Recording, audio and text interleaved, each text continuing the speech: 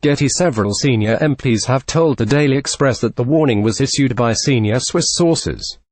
A private briefing has raised concerns that the EU is secretly pursuing an aggressive agenda against the UK at the same time that it is trying to force Britain to agree to full regulatory alignment with Brussels and give up the opportunity to compete. The Commission yesterday denied the allegations, with a spokeswoman describing them as invented. However, several senior MPs told the Daily Express that the warning was issued by senior Swiss sources. A government minister said, basically they are trying to squeeze Switzerland by the "we were informed in no uncertain terms" that the EU is saying to Switzerland that it cannot have a bilateral agreement with Britain.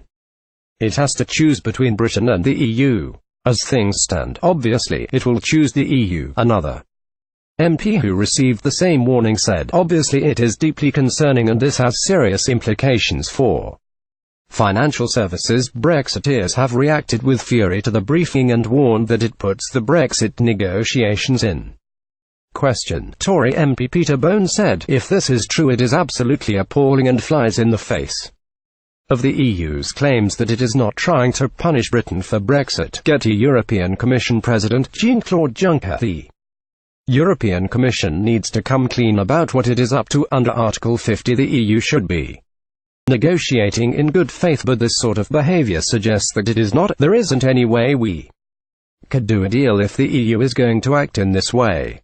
If they are making these threats to Switzerland, then you can bet they are doing it with other countries too." Richard Tice, co-chairman If Leave Means Leave, which is supported by more than 50 Tory parliamentarians, said, "These accusations are extremely serious and the government should investigate as a matter of urgency. This would mean no implementation period and no more British money going to fund the greedy EU."